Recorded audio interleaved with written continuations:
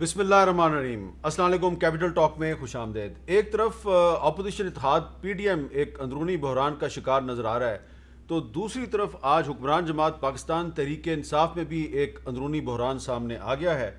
और आज कौमी असम्बली और पंजाब असम्बली में पीटीआई के अरकान की एक बड़ी तादाद ने जहांगीर खान तरीन की हमायत का ऐलान कर दिया है। तो ये जो ग्रुप सामने आया है तहरीक इंसाफ के अंदर से जहांगीर तरीन के हामियों का, क्या ये ग्रुप तहरीक इंसाफ के लिए कोई प्रॉब्लम क्रिएट कर सकता है? इस पर आज हम बात करेंगे। पीडीएम का अंदरूनी बहरान और तहरीक इंसाफ का अंदरूनी बहरान। हमें ज्वाइन किया आज जनाब सेनेटर शिबली फराज साहब ने, पाकिस्तान तहरीक इंसाफ के रहनुमा। लाहौर में राना सनाउल्लाह साहब मुस्लिम लीग नून के रहनुमा, और कराची में है शाजिया मरी साहबा, पाकिस्तान पीपल्स पार्टी के रहनुमा और रुकन कौमी असम्बली भी हैं। शिबली फराज साहब, ज़रा अल्फाज सुने जहांगीर तरीन साहब के, उन्होंने आज क्या कहा है? जो भी इंतकामी कार्रवाई करवा रहे हैं ना, अब वक्त आ गया है कि उनको बेनकाब किया जाए। इनको बेनकाब खान साहब खुद करें, इनको बेनकाब पाकिस्तान तहरीक इंसाफ की क़यादत करें कि ये कौन लोग हैं जो ये काम कर रहे हैं, जिससे मुझे खान साहब से दूर कर दिया गया। और मैं आपको ये अर्ज़ कर रहा हूँ कि पाकिस्तान तहरीक इंसाफ को भी कोई ज़्यादा फ़ायदा नहीं पहुँचेगा मुझे ये इस तरह से अलग करने। सारे साथी मेरे साथ हैं और इंशाअल्लाह ताला आप देखेंगे कि आवाज़ इंसाफ के लिए बढ़ती जाएगी, कम नहीं होगी। तो जहांगीर तरीन साहब ने कहा कि मेरे खिलाफ कार्रवाइयों से तहरीक इंसाफ को फ़ायदा नहीं नुकसान होगा। तो आज जो लोग उनके साथ थे, MNAs में गुलाम अहमद लाली साहब थे, गुलाम बीबी भरवाना थी, राजा रियाज अहमद साहब थे, और पंजाब के कुछ सूबाई वज़रा भी थे, मलक नुमान अहमद लंगड़ियाल साहब थे, और जवार हुसैन वड़ाइच साहब हैं सूबाई वज़ीर जेल खाना जात, वो भी मौजूद थे। कुछ मुशीर थे, MPs थे, नज़ीर बलोच, असलम भरवाना, ताहिर रंधावा, चौधरी इफ्तिखार गोंदल, गुलाम रसील संगा, अब्दुल्ला दस्ती, अमीर मोहम्मद खान, खुरम लगारी। अब मेरा सवाल आपसे ये है शिबली फराज साहब के, जहांगीर तरीन साहब कह रहे हैं मैं तहरीक इंसाफ से इंसाफ मांग रहा हूँ। वो कहते हैं मेरे साथ ज़्यादती हो रही है, ये ज़्यादती बंद की जाए। देखिए, सबसे पहली बात तो ये है कि जहाँ तक जहांगीर तरीन साहब की बात है, और जिस तरह के आपने अपने इब्तदाइये में ज़िक्र किया कि मुख्तलिफ़ लोग भी उनके साथ गए, मैं ये समझता हूँ कि पहली बात तो ये है कि जहांगीर तरीन साहब, ज़ाहिर है कि उनका एक सियासी बैकग्राउंड है, उन्होंने सियासत में काफ़ी एक्टिव रहे हैं वो, और ज़ाहिर है कि उनके दोस्त भी हैं और उनके रिश्तेदार भी होंगे। तो ज़ाहिर है जब वो अपनी अदालत में या जो भी उसमें पेशी पे गए थे तो उन्होंने उनको अकम्पनी किया। इसको मैं ज़्यादा नहीं, बिकॉज़ ये हमारा कल्चर भी है, एक ट्रेडिशन भी है कि जिसमें आप अपने पुराने या जो दोस्त हों या आपके मेहरबान हों उनको अकम्पनी करना। जिस तरह के हम एयरपोर्ट पे भी जाते हैं या हज पे जाते हैं, आते हैं, सब पे तो अच्छाई बुराई दोनों में वो अकम्पनी किया जा सकता है। दूसरी बात ये है कि देखें, अब प्राइम मिनिस्टर साहब ने जिस तरह उस दिन अपनी तकरीर में भी ये कहा कि अब जब तक ये मुल्क में रूल ऑफ लॉ कायम नहीं होगा, जब तक एक बग़ैर किसी को देखे हुए, जब आपने देखा होगा कि दुनिया में जितने भी मालिक हैं उसमें जो सिंबल होता है जस्टिस का, उसमें आंखों पे पट्टी बंधी होती है। मीनिंग देयर बाय कि वो ये नहीं देखता कि इसमें दोस्त कौन है और इसमें दुश्मन कौन है, और उसी चीज़ को फॉलो करते हुए, क्योंकि देखें हमेशा किसी ना किसी का कोई ना कोई दोस्त होगा, लेकिन अगर आप वो अदालत में बदकिस्मती से अगर किसी वाक़ये की वजह से, किसी इशू की वजह से वो अगर पेश हुए हैं, तो मेरा ख्याल है कि इसको इस तरह नहीं देखना चाहिए। इसमें ये देखना चाहिए कि ये तो एक पाकिस्तान तहरीक इंसाफ ने वो बात की है जिसकी वो हमेशा जिक्र करती आई है, और वो ये है कि हमेशा अगर हम ना करते कि जी देखें अपनों को तो करते नहीं है, ठीक है, तो एक बराबरी का आपके ख्याल में कोई ज़्यादती नहीं, कोई पॉलिटिकल विक्टिमाइजेशन नहीं है। और हम यही उम्मीद करते हैं कि अल्लाह करे कि अदालतें या जो भी उनकी जो मुश्किलात हैं वो उससे वो बाहर निकल आएँ, लेकिन इंसाफ के तकाजे पूरे होने चाहिए। और उसमें ये नहीं है कि कोई हमारी पार्टी का है या किसी दूसरी पार्टी का है, ये चीज़ नहीं है, बिल्कुल ये हमारी पार्टी की बुनियादी फ़लसफे के ख़िलाफ़ जाता है। अच्छा राना सनाउल्लाह साहब, आज MPs की बड़ी तादाद जो है वो जहांगीर तरीन के साथ नजर आई, MNAs भी थे। तो आप समझते हैं कि अपोजिशन पार्टियां जो हैं वो जहांगीर तरीन साहब के हामियों के साथ मिलकर पंजाब में को अपसेट कर सकती हैं? देखें, जो अक्सरियत या जितनी थिन मेजॉरिटी जो है वो PTI की गवर्नमेंट को पंजाब में है, और वैसा ही बल्कि उससे बुरा हाल जो है وہ وفاق میں ہے، تو یہ بالکل اپسیٹ جو ہے یہ ہو سکتا ہے. اور جو مجھے نظر آ رہا ہے کہ اس سال جو بجٹ ہے پنجاب کا اور وفاق کا، وہ پی ٹی آئی کی گورنمنٹ جو اسے پاس نہیں کروا سکے گی. اس کے پاس مطلوبہ میجورٹی جو ہے وہ اس وقت بھی نہیں ہے، اور آئندہ آنے والے جو ہے وہ 15-20 دن یا کوئی مہینہ جو ہے اس میں اور زیادہ جو ہے یہ کم ہو جائے گی. اور اس صورتحال میں پی ٹی آئی جو ہے وہ نہ تو اپنا بجٹ پاس کروا سکے گی اور نہ ہی کوئی لیجسلیشن جس کا یہ خیال ظاہر کر رہے ہیں کہ ہم نے اب بڑی لیجسلیشن نہ ہی یہ وہ کر سکیں گے. اور جہاں تک جہانگیر ترین صاحب کا تعلق ہے، یہ احتساب بالکل ہوتا ہے، لیکن سلیکٹیو احتساب اسی کو کہتے ہیں. جہانگیر ترین صاحب کا اختلاف جو ہے وہ عمران خان صاحب سے یا پی ٹی آئی گورنمنٹ سے پہلے ہوا ہے، احتساب ان کا بعد میں شروع ہوا ہے. تو وہ تو ان کا طریقہ کار ہے کہ جو ان کے مخالفین ہیں، وہ چاہے پارٹی کے اندر سے ہوں یا باہر سے ہوں، ان سے انتقام، ان سے احتساب وہ انہی سے ہوگا. دوسرے کسی سے نہ. خسرو بختیار بیٹھا ہے، اس سے نہیں ہوگا، نہ رزاق داؤد صاحب سے ہوگا، نہ بی آر ٹی کا ہوگا، نہ معلم جبا کا ہوگا. ہاں اگر کل کو ان کا بھی کوئی اختلاف سامنے آ گیا تو پھر ان کا بھی ہوگا. اچھا شازیہ مری صاحبہ، آپ کا کیا خیال ہے کہ جہانگیر ترین صاحب کے ساتھ آج کچھ MNAs MPAs ان کے ساتھ کھڑے ہو گئے ہیں، وہ کہہ رہے ہیں جی جہانگیر ترین کے ساتھ زیادتی ہو رہی ہے، ناانصافی ہو رہی ہے. آپ کیا سمجھتی ہیں کہ واقعی ناانصافی ہو رہی ہے؟ دیکھیں بات یہ ہے کہ ابھی یہ کہا گیا کہ جہانگیر ترین صاحب کیونکہ عدالت گئے اور ان کے ساتھ ان کے کوئی دوست یا جو ایک طریقہ ہے، ایک کلچر ہے، میں نہیں سمجھتی کہ یہ کوئی کلچر کے تحت ان کے ساتھ گئے. جو لوگ ان کے ساتھ گئے وہ بالکل اس حکومت کو یہ بتانا چاہتے تھے کہ وہ جہانگیر ترین کے ساتھ کھڑے ہیں، اور وہ چاہے پنجاب اسمبلی ہو یا قومی اسمبلی ہو اس کے ممبران ہیں، اور حکومت کو یہ بتا رہے تھے کہ جس سپورٹ سے آپ حکومت میں بیٹھے ہیں وہ سپورٹ ہماری ہے. تو میرا خیال ہے کہ یہ تو ایک بڑا کلیئر اندیا ہے، یہ تو کسی کو بھی اس کو سمجھانے کی ضرورت نہیں ہے. جہاں تک بات یہ ہے کہ ان کے ساتھ جو ہو رہا ہے، دیکھیں میں بھی اس بات سے اگری کرتی ہوں کہ اگر یہ سارا کچھ ہو رہا تھا تو کیا وجہ ہے کہ پہلے کارروائی نہیں ہوئی. آج جو کارروائی ہوئی ہے، میری نظر میں یہ کارروائی یا اس سلوگن کو تو بہت پہلے جو ہے وہ ہم سنتے تھے کہ ہم حساب لیں گے، ہم 90 روز میں کرپشن دور کریں گے، ہم مافیاز کے پیچھے جائیں گے. آج 2.5-3 برس ہو گئے ہیں، لیکن ہمیں تو کوئی خاطر خواہ اس میں ان کی جانب سے ایکشن نظر نہیں آیا. ہاں ایکشن نظر آیا ان لوگوں کے خلاف جو ان کے مخالف ہیں. آج خورشید شاہ صاحب جو ہیں ان کو تقریباً 1.5-2 سال ہو گئے ہیں بغیر کسی کنوکشن کے، کسی چیز کے ثابت ہوئے بغیر وہ ڈیٹینشن میں ہے، وہ قید میں ہے. تو اسی طریقے سے آصف علی زرداری صاحب کو وہ ریلیف نہیں ملی جس کے وہ حقدار ہیں. کچھ عرصہ تو ان کے زمانے کی بھی جیل وہ کاٹ چکے ہیں. تو جو لوگ انہیں پسند نہیں ہیں، جن کے چہرے انہیں پسند نہیں ہیں، ان کا تو بہت خوب احتساب کر رہے ہیں بغیر جواز کے.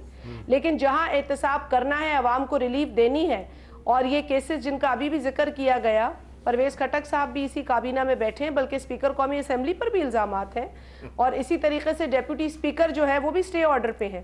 تو یہ احتساب کب ہوگا؟ اور آج پھر جہانگیر ترین صاحب وہی جملے دہرا رہے ہیں کہ ان کے اندر انصاف نہیں ہے.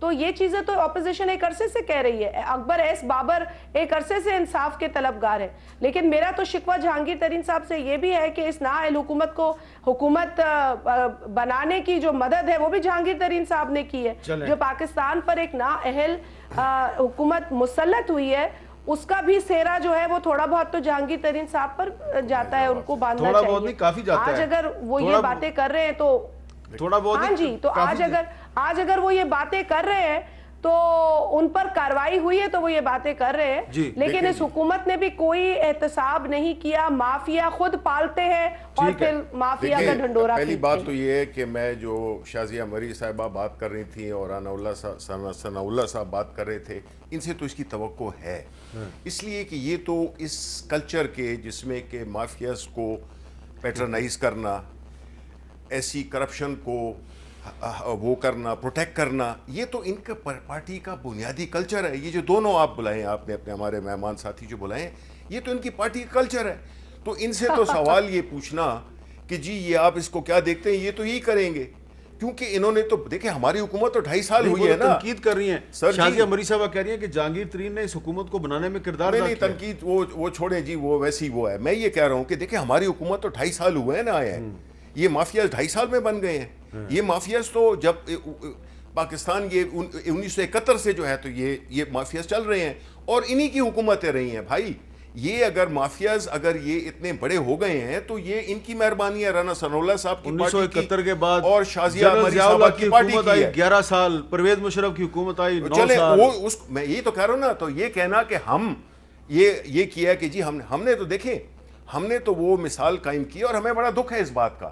یہ کل یہ کوئی بھی ہو سکتا ہے. دیکھیں اگر جہانگیر ترین صاحب نے ہماری پارٹی کے بڑے قریب وہ رہے ہیں، بڑا ان کا ایک اہم کردار رہا ہے. قریب رہے ہیں نہیں وہ کہہ رہے ہیں میں آج بھی تحریک انصاف میں ٹھیک ہے چلے رہے نہیں ہے، صاحب وہ قریب تھے. ٹھیک ہے میں یہ کہہ رہا ہوں کہ دیکھیں جس طرح کہ شہزاد اکبر نے کہا کہ اپنوں کے خلاف سوال اٹھانا بڑا دکھ والی بات ہوتی ہے. لیکن جب آپ حکومت میں ہوتے ہیں اور اگر آپ نے ایک انصاف پہ بنیادوں پہ کھڑا ایک نظام قائم کرنا ہے تو پھر آپ نے یہ نہیں دیکھنا کہ کون آپ کا رشتہ دار ہے، کون آپ کا دوست ہے. جی آپ کے ایک اور اپنے ہیں، آپ کے ساتھی ہیں راجہ ریاض احمد صاحب.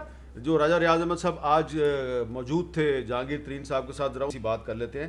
راجہ ریاض احمد صاحب شکریہ آپ نے ہمیں ٹائم دیا. آج آپ سمیت 3 MNAs اور 10 کے قریب MPs جو ہیں وہ جہانگیر ترین صاحب کے ساتھ تھے، اور بھی کچھ مزید لوگ بھی ارکان قومی اسمبلی ہیں آپ کے ساتھ جو مستقبل میں جہانگیر ترین صاحب کی حمایت کر سکتے ہیں. جی کافی سارے لوگ ہیں اس میں MNA بھی ہیں، MPA بھی ہیں. آج دراصل احمد میر صاحب اس طرح ہوا کہ پراپر اطلاعیں نہیں ہو سکی تھی اور اسی طرح بس کیونکہ ترین صاحب نے خود نہیں کہا تھا، لوگوں کو جیسے جیسے پتہ چلا تو لوگ اکٹھے ہو گئے. نیکسٹ ٹائم اگر پراپر اطلاعیں ہوئیں تو زیادہ لوگ ہو جائیں گے. اچھا یہ بتائیں کہ کیا یہ درست ہے کہ کچھ وفاقی وزراء جو ہیں، کم از کم 2 وزراء، وہ جہانگیر ترین صاحب اور عمران خان صاحب کے درمیان مفاہمت کی کوشش کر رہے ہیں؟ کیا یہ کوشش کرتی ہے؟ جو بھی پاکستان تحریک انصاف سے لائل ہے، پاکستان تحریک انصاف کی بہتری چاہتا ہے اور وہ چاہتا ہے کہ تحریک انصاف مضبوط ہو، خان صاحب مضبوط ہو، وفاقی حکومت مضبوط ہو، وہ اس کا فرض بنتا ہے کہ اس وفاقی وزیر ہو، MNA ہو، MPA ہو، صوبائی وزیر ہو، گورنر ہو، ان کا فرض بنتا ہے کہ جہانگیر ترین کی اور عمران خان صاحب کی مفاہمت کرائیں، کیونکہ اس کا سب سے زیادہ فائدہ تحریک انصاف کو ہے، تحریک انصاف کی حکومت کو ہے. تو اس لیے جو بھی تحریک انصاف سے ہمدردی رکھتا ہے یا لائل ہے تحریک انصاف سے، اس کو اس میں اپنا رول ادا کرنا چاہیے. اور اس میں کچھ لوگ رول ادا کر بھی رہے ہیں، لیکن کچھ لوگ جو مقابلے میں ہیں وہ کچھ زیادہ مضبوط ہیں، اس لیے کامیابی نہیں ہو پا رہی. اچھا مقابلے میں وہ زیادہ مضبوط ہیں، لیکن یہ بتائیں کہ اگر وہ جو زیادہ مضبوط لوگ ہیں اگر وہ مفاہمت نہیں ہونے دیتے پھر کیا ہوگا؟ دیکھیں آج جہانگیر ترین صاحب نے سب سے بڑی بات یہ کہی ہے کہ میں تحریک انصاف سے انصاف مانگ رہا ہوں، اور ہم بھی سارے لوگ یہی کہہ رہے ہیں کہ انصاف ہونا چاہیے. جو یک طرفہ کارروائی ان کے خلاف ہو رہی ہے، جو انہیں نشانہ بنایا جا رہا ہے، حالانکہ وہ تحریک انصاف کے لیے ان کی اتنی قربانیاں ہیں اور انہوں نے تحریک انصاف کے لیے جو کچھ میر صاحب کیا وہ نہ آپ سے چھپا ہے، نہ میرے سے اور نہ پاکستان کے عوام سے. تو ان کی قربانیوں کو سامنے رکھتے ہوئے PTI کا ہر نظریاتی ورکر چاہتا ہے کہ یہ مفاہمت ہونی چاہیے اور ان کے خلاف جو زیادتی ہو رہی ہے، جو ان کو نشانہ بنایا جا رہا ہے اور جو ان کا یک طرفہ ٹرائل کیا جا رہا ہے، ان کے بچوں پہ پرچے دیے جا رہے ہیں، میں سمجھتا ہوں یہ بڑی سخت زیادتی ہے. اور سیاسی لڑائی ہوتی رہتی ہے لیکن میں سمجھتا ہوں کہ اس حد تک نہیں جانا چاہیے تھا. جو کوئی بھی جا رہا ہے یا جو بھی کوئی کر رہا ہے، میں سمجھتا ہوں یہ بہت افسوسناک ہے اور اس کی ہم تو مذمت بھی کرتے ہیں اور خان صاحب سے اپیل کرتے ہیں کہ آپ تحریک انصاف کے چیئرمین ہیں، آپ ان چیزوں کو کنٹرول کریں اور پارٹی کے لائل لوگ جو ہیں ان کو اس طرح دوار کے ساتھ نہ لگایا جائے. جی مفاہمت ہے کوئی؟ دیکھیں میں کہتا ہوں کہ اس سے زیادہ تکلیف کس کو ہوتی ہے جب آپ کی ٹیم کا ایک کھلاڑی اگر وہ کسی وجہ سے اس کو یا ریڈ کارڈ دکھا دیا جائے یا وہ ریفری کرتا ہے، جو کہ اس کیس میں ہے ادارے. देखिए जहांगीर तरीन साहब पे अभी कोई ना प्रूफ इस तरफ हुआ है ना उस तरफ हुआ है। हमारी हुकूमत ने क्या किया है, जिसका कि ये हमेशा ये कहते रहेंगे पॉलिटिकल विक्टिमाइजेशन किया है, राना सनाउल्लाह साहब की पार्टी भी और शाज़िया मरी साहिबा की पार्टी भी। हम ये कहते हैं कि हमने क्या किया है, हमने इदारों को आज़ाद कर दिया है। हम इदारे अपनी ड्यू डिलिजेंस करें, वो अपनी इन्वेस्टिगेशन करें। और देखें ये इस केसेस का हमने देखे, ये हमें नहीं पता कि अगर किसी एक अहम शख्स को या हमारे MNAs हैं या MPAs हैं, इनको अगर हम एंटेगनाइज करें या मुश्किल में डालें आउट ऑफ द वे जाकर, तो इससे नुकसान किसको होगा? हमें होगा, ठीक है। लेकिन हमारा तो फलसफा ये है कि हम हुकूमत बचाने नहीं आए हैं, हम मुल्क बचाने आए हैं। अगर हमेशा इसी तरह कोई ना कोई पॉलिटिकल एक्सपीडियंसी के तहत अगर आप जो बेसिक आपका जो एक कोर इशू है वो है कि ये मुल्क इतना पीछे क्यों रह गया है, वो जहांगीर तरीन साहब की वजह से नहीं रहा है। मैं ये कह रहा हूँ कि ये जब हमारी जो प्राइम मिनिस्टर साहब की जो फलसफा है या जो वो चाहते हैं वो यही है कि देखिए अगर जिस मुआशरे में रूल ऑफ लॉ नहीं होगा, कानून की हुक्मरानी नहीं होगी, बड़े लोगों के लिए कुछ कानून हो, छोटे लोगों के लिए कुछ कानून हो, तो ये माशरा इसी तरह से दर बदर फिरेगा। अच्छा राना सनाउल्लाह साहब, ये एक आप इससे इत्तेफाक नहीं करेंगे कि पहले अपोजिशन की पार्टियां जहांगीर तरीन को कहती थी इमरान खान का ATM है, अब अगर उसी ATM के खिलाफ कार्रवाई हो रही है तो क्या इमरान खान साहब पाकिस्तान में कानून की हुक्मरानी कायम नहीं करने जा रहे? नहीं देखें, ATM जो है वो जब पैसे जो है वो ATM से निकलने बंद हो जाएं या कोई इख्तलाफात हो जाएं तो उसके बाद तो फिर आपको पता है कि जो जितना नज़दीक होता है, जब उसके साथ ताल्लुकात कशीदा होते हैं तो फिर उनमें भी उतनी ही ज़्यादा जो है वो शार्पनेस होती है। लेकिन ये कौन सा इंसाफ है कि अगर एक आदमी जो इनकी कैबिनेट में बैठा है खुसरो बख्तियार, उसके ख़िलाफ़ इंक्वायरी को फाइनल हुए जो है वो तकरीबन 1.5 साल हो गया है, उसको तो आज तक किसी ने नहीं पूछा। अगर MNA साहबान को DG नैब जो मुल्तान जो है उनको नोटिस करता है और उनकी इंक्वायरी शुरू करता है और वो जाके कहते हैं कि जनाब देखें हमें तंग किया जा रहा है और हमारी इंक्वायरी शुरू हो गई, तो DG नैब जो है फ़ौरन तब्दील हो जाता है। अगर चेयरमैन नैब कहता है कि जी मैं अगर फ़लाँ को पकड़ लूँ तो ये हुकूमत धराम से गिर जाएगी और मुझे तो एक की सेहत के मतलब बड़ा शुबा है, लेकिन जहांगीर तरीन के खिलाफ कार्रवाई FIA कर रही है। जाए जहांगीर तरीन के खिलाफ कार्रवाई FIA कर रही है। नहीं देखें, FIA जो है, FIA में किसको बैठाया हुआ है ये भी तो आप देखें ना। FIA का जो पहले DG था उसे क्या कहा जाता था, उसने बताया नहीं सबको कि मुझसे किस किस्म के जो है वो मुतालबे प्राइम मिनिस्टर मुझे बुला के जो है वो करता था। तो ये अदारों को जो है वो अपने इंतकाम के मुताबिक जो है वो ढाला गया है और जो अदारे का सरबराह जो है इनके इंतकाम का हिस्सा नहीं बनता उसे फौरी तौर पे जो है वो तब्दील कर दिया जाता है। तो यही जो है वो सारा कुछ हो रहा है। जहाँ तक माफियाज़ की बात की है मोहतरम शिबली फराज साहब ने, चीनी की कीमत जो है वो हमारी हुकूमत पंजाब में और वफाक में रही है 10 साल, पीपल्स पार्टी 5 साल रही है वफाक में। आप उठाएं चीनी जो है वो 48, 47, 52, 53, 55 इससे ऊपर गई नहीं है। अब ये खुद कह रहे हैं कि जनाब 1 रुपया बढ़े तो 5.5 अरब रुपये का जो फ़र्क पड़ता है। अब ये 130 तक गई है और यहीं पे है 100 से लेके 105, 110, 115, 95। तो ये माफियाज़ को यानी जो खुली छुट्टी मिली है, ये आटा माफिया ने जो 150-200 अरब रुपए की डकैती की आम आदमी के ख़िलाफ़, ये चीनी माफिया ने जो की है उसमें सिर्फ जहांगीर तरीन तो नहीं है ना, बाकी भी तो सारे हैं। तो मामला ये है कि इन माफियाज को इस तरह से अवाम को लूटने का जो है वो मौका कब मिला है? इन्हीं 2-2.5 सालों में मिला है। जिनका जिक्र शिबली फराज साहब कर रहे हैं। ये अदवियात की डकैती जो है, इससे पहले आप मुझे बताएं कि पिछले 10 साल या 15 साल या 20 साल में हुई है? ये अभी इन्हीं 2.5 सालों में हुई है। पेट्रोल की डकैती जिस तरीके से हुई है, कम से कम जो है वो 200-250 अरब रुपए की, और सिर्फ 1 महीने में, इससे पहले कभी उसकी कोई मिसाल मिलती है? यानी ये सारे माफियाज को इन्होंने खुला छोड़ा हुआ है। जिसका जो दिल करता है वो अपना दाव लगाता है और महीने 1.5 महीने में कई 100 अरब का डाका मार के और उसके बाद जो है वापस चले जाते हैं और कोई उनको पूछने वाला नहीं होता। इतनी ज़रा डकैती हो रही है राना साहब, और इसके बावजूद PDM की एक जमात जो है उसने आपको खुदा हाफिज कह दिया। अब इस मामले पर भी आते हैं, इस पर बात करते हैं शाज़िया मरी साहबा से एक वक्फे के बाद।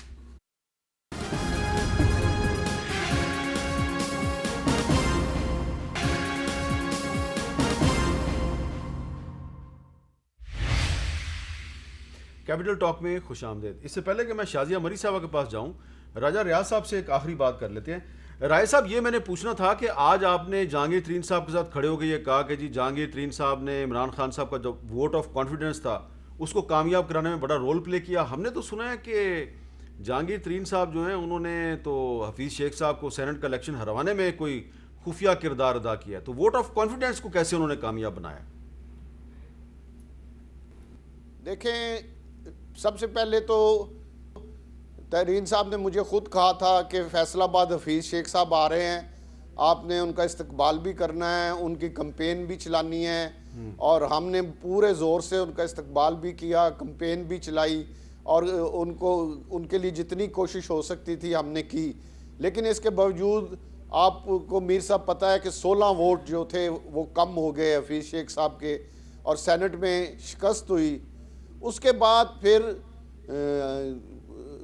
اپنا جہانگیر ترین صاحب اس وقت اپنے گاؤں میں تھے, لودھرا میں. ان کو وہاں سے لودھرا سے بلایا گیا, بلا کے انہیں کہا گیا کہ جو آپ کے لوگ ہیں انہیں سختی سے پابند کریں. ترین صاحب نے پھر بہت سے لوگوں سے رابطے کیے, اور ان کے رابطوں کی وجہ سے, ان کی محنت کی وجہ سے, ان کی کوشش کی وجہ سے عدم اعتماد میں پھر آپ نے دیکھا کہ جو اعتماد کا خان صاحب کا ووٹ تھا اس میں 178 ووٹ ہو گئے.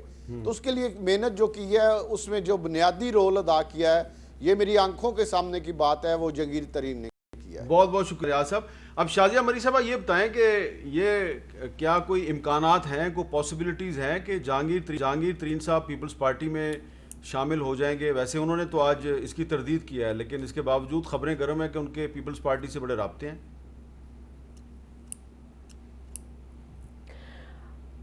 میرے پاس تو ایسی کوئی خبر نہیں ہے جو میں آپ کے ساتھ شیئر کر سکوں. یہ خبریں گردش کر رہی ہیں. کل بھی کچھ ایک سوالات پوچھے گئے تھے تو ہم نے اس وقت یہ کہہ دیا تھا کہ اس میں کوئی صداقت نہیں ہے, اور آج بھی یہی سچویشن ہے. میں تھوڑا سا, کیونکہ بریک پہ جانے سے پہلے بات کی گئی تھی اور بڑا مافیا کا ذکر کر رہے تھے پی ٹی آئی کی نمائندگی کرتے ہوئے شبلی فراز صاحب, لیکن جو مہنگائی کا آج عالم ہے اس نے پچھلے کئی ریکارڈ توڑ دیے ہیں. آج گردشی قرضے جو ہیں وہ 3 کھرب کو جا چکے ہیں, آلموسٹ 3 ٹریلین. کچھ عرصہ قبل تو 2.4 ٹریلین یہ خود ہی کہہ رہے تھے, اور اب بتدریج جو اضافہ ہو رہا ہے وہ 3 کھرب کی طرف ہے.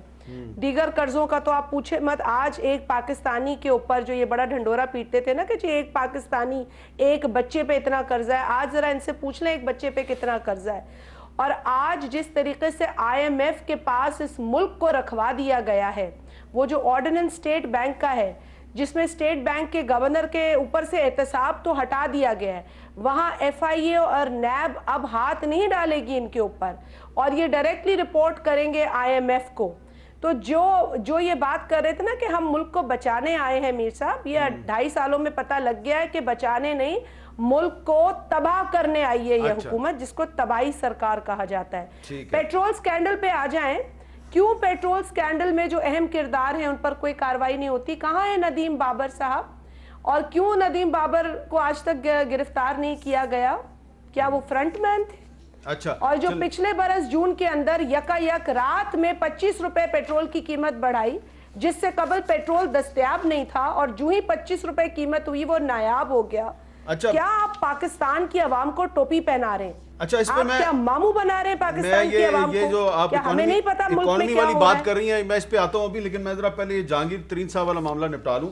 شبلی فراز صاحب ایک وفاقی وزیر ہیں, آپ کے ساتھی ہیں غلام سرور خان صاحب, وہ ماضی میں بہت کھل کر جہانگیر ترین صاحب جو ہیں ان کی حمایت کرتے رہے ہیں, اور ہماری اطلاعات کے مطابق ابھی بھی وہ مفاہمت کے لیے سرگرم ہیں. سنے انہوں نے کافی عرصہ پہلے ہمارے پروگرام میں ایک بات کہی تھی, کیا کہا تھا انہوں نے؟ ترین کی پارٹی کے لیے بہت زیادہ کنٹریبیوشن ہے, اور پارٹی کو اس پوزیشن میں لانے کے لیے ان کی بہت زیادہ محنت بھی ہے, کوشش بھی ہے. اور میر صاحب ہم اور جہانگیر ترین ہم اکٹھے 2012 دسمبر میں, آپ کو یاد ہوگا, بہت سارے دوستوں کے اس میں سب سے بڑا گروپ ہمارا شامل ہوا تھا.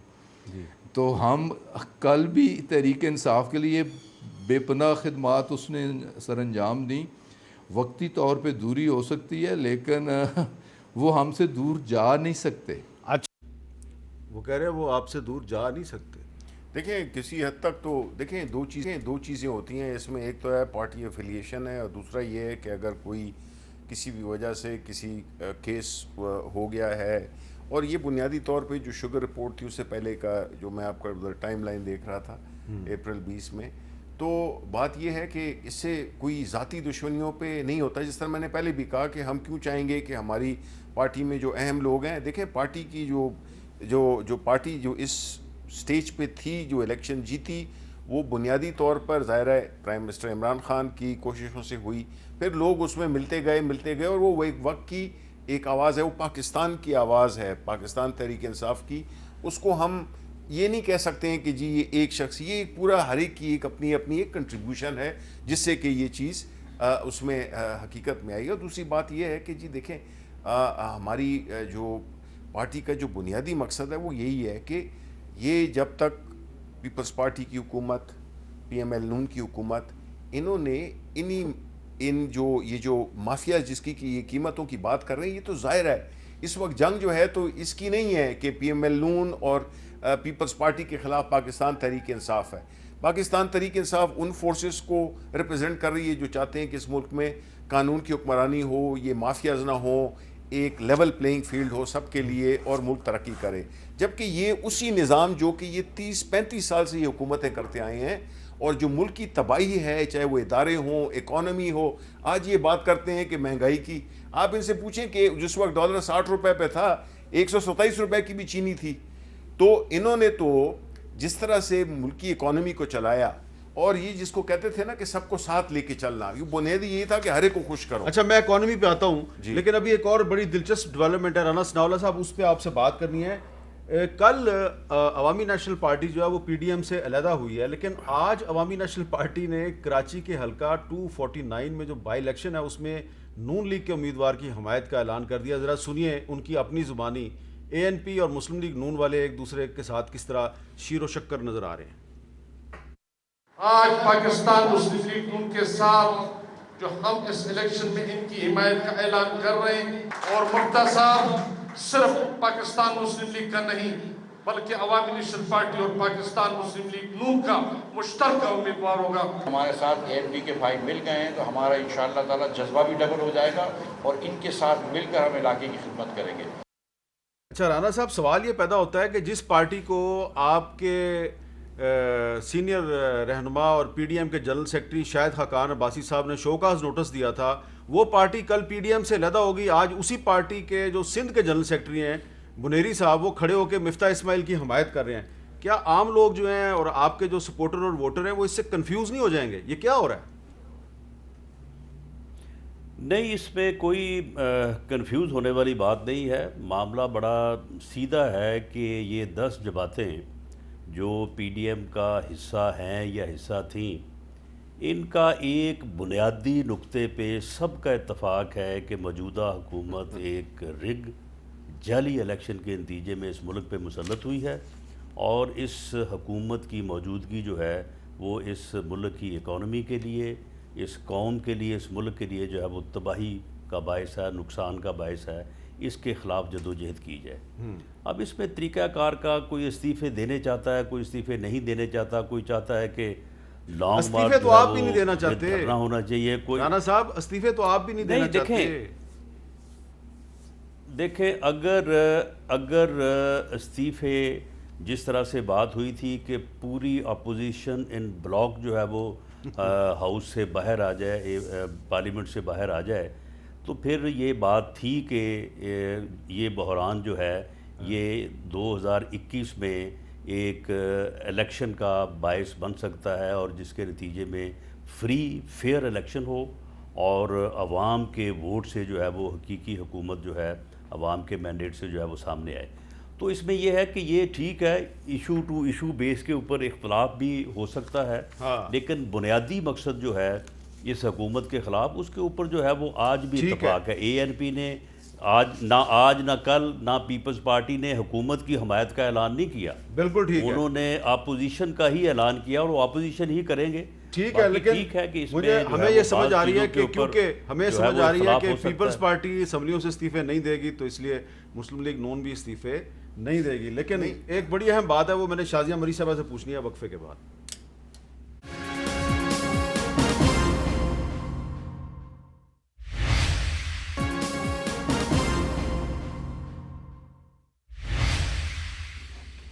آخر میں نے ایک بڑا اہم ایک اکنامک ایشو ہے، اس پہ بات کرنی ہے، وقت میرے پاس کم ہے، لیکن شازیہ مری صاحبہ جلدی سے ذرا یہ بتا دیں کہ یہ جو کراچی میں بائی الیکشن ہو رہا ہے NA 249 میں، یہاں پر ANP نے مسلم لیگ نون کی حمایت کر دی ہے، جبکہ ایک عام تاثر تھا کہ ANP اور پیپلز پارٹی جو ہیں وہ زیادہ قریب ہیں. ANP نے پیپلز پارٹی کی حمایت کیوں نہیں کی؟ دیکھیں ہر جماعت کے اپنے سیاسی فیصلے ہوتے ہیں، تو وہ جماعت بہتر اس کو ایکسپلین کر سکتی ہے.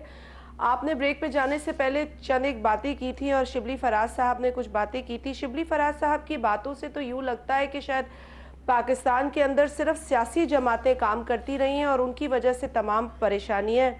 لیکن میرا خیال ہے کہ شبلی فراز صاحب یا تو تاریخ نہیں جانتے یا پاکستان کی حالات سے واقف نہیں، کیونکہ نہ انہیں یہاں جنرل یحییٰ خان، نہ ایوب خان، نہ جنرل ضیاء، نہ جنرل مشرف جیسے لوگ نظر آتے ہیں.